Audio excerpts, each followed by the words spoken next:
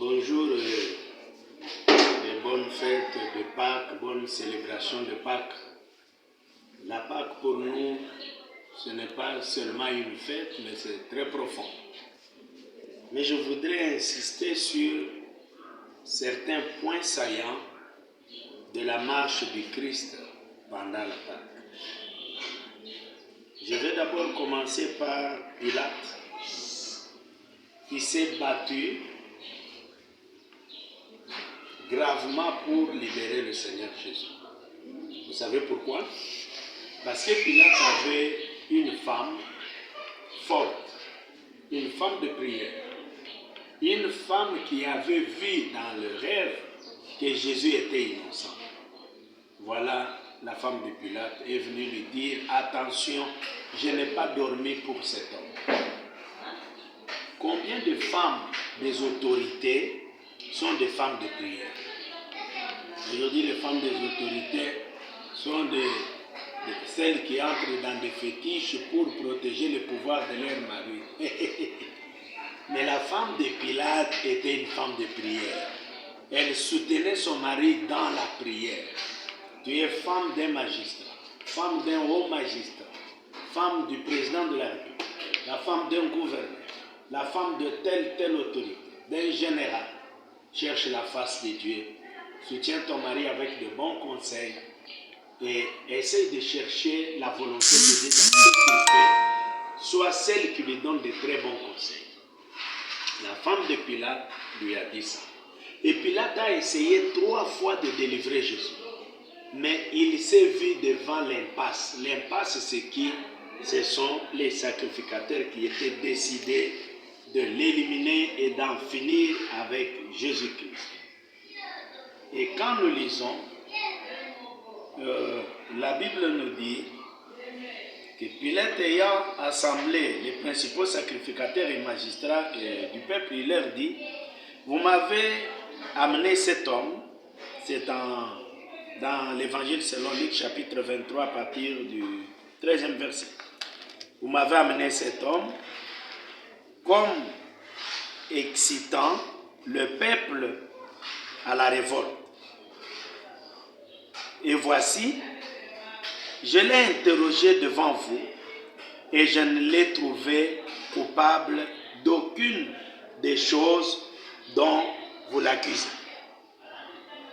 Hérode non plus, car il l'a renvoyé et voici cet homme n'a rien fait qui soit digne de mort.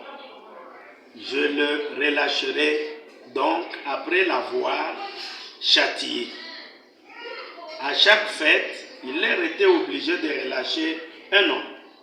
Ils s'écrièrent tous ensemble, fais mourir celui-ci et relâche-nous Barabbas.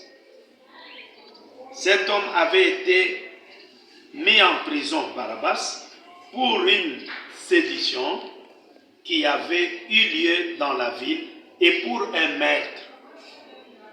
Pilate leur parla de nouveau dans l'intention de relâcher Jésus et il criait, crucifie-le, crucifie-le. Pilate leur dit pour la 3e fois, quel mal a-t-il fait? Je n'ai rien trouvé en lui qui mérite la mort. Je le relâcherai donc après l'avoir châtié. Mais ils insistèrent à grands cris, demandèrent qu'il soit crucifié et leurs cris l'emportèrent. Et Pilate dit que ce qu'il demandait serait fait. Il relâcha celui qu'ils avaient mis en prison pour sédition et pour meurtre et qu'il relâcherait et qu'il réclamait et il livra Jésus à leur volonté. Et l'évangile selon Jean, là-bas on dit que Pilate leur a demandé, et son sang, nous en faisons quoi? Ils ont dit que son sang retombe sur nous et sur nos enfants.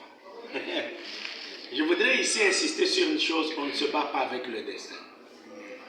Il était dans son destin. Jésus devait mourir à la croix pour sauver l'humanité.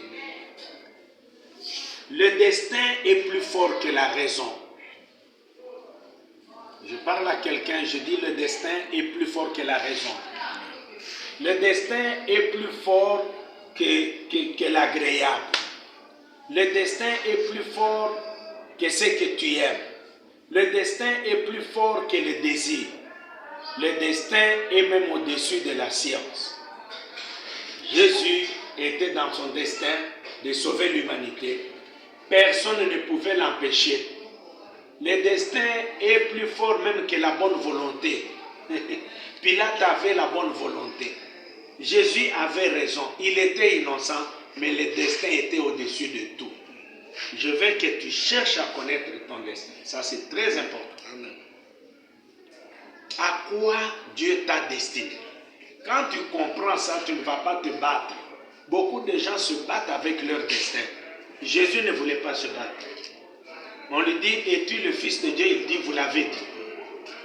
Il était prêt parce qu'il savait que c'est ce qui devait arriver. Le destin, c'est ce qui doit arriver, coûte que coûte, que tu le veuilles ou pas, que les gens le veuillent ou pas, que tu aies raison ou pas, ou tort, ça doit arriver. Je parle ici du destin. C'était le destin du Seigneur d'aller à la croix et de sauver l'humanité. Je sors du destin maintenant pour dire, il lui répond que son sang tombe sur nous et sur nos enfants. Parce que Pilate ne voulait pas être celui qui décide de la mort d'un innocent.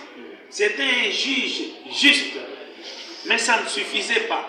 Les Juifs disent, pour ce qui est de son sang, ne t'en fais pas, tu ne seras pas responsable, mais que son sang tombe sur nous et sur nos enfants.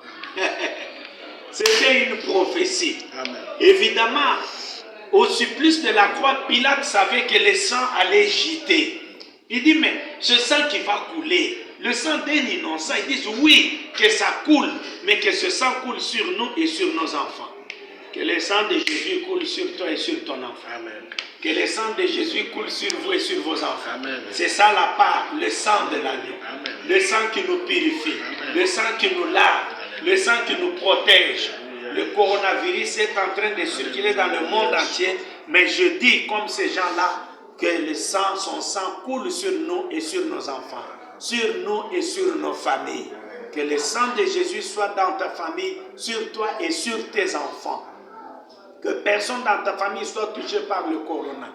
Ces Juifs le disaient avec colère.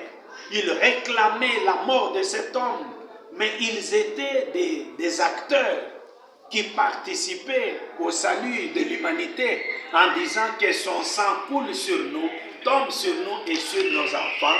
Évidemment, le sang de Jésus-Christ tombe sur nous et sur nos enfants. Amen. En ce moment de Pâques, le sang de Christ tombe sur nous et sur nos enfants. Alléluia. Il le disait comme si il voulait mériter la malédiction, que cette malédiction tombe sur nous, que cette malédiction nous fasse même nous du mal, mais que cet homme meure. Non, le sang de Jésus n'était pas une malédiction.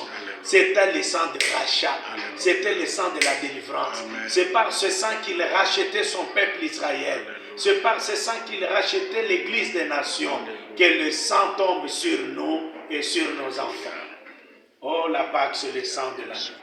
Merci, voilà le message que je voulais vous annoncer concernant cette déclaration grave que son sang tombe sur nous et sur nos enfants. Je veux que quelqu'un dise dans sa famille que son sang tombe sur nous et sur nos enfants. Je veux que quelqu'un dise dans son église que son sang tombe sur nous et sur nos enfants. Je veux que dans la maison où tu es dans ce confinement, que tu dises que son sang tombe sur nous et sur nos enfants. Au nom du Seigneur Jésus-Christ. Alléluia. Que Dieu vous bénisse. Amen.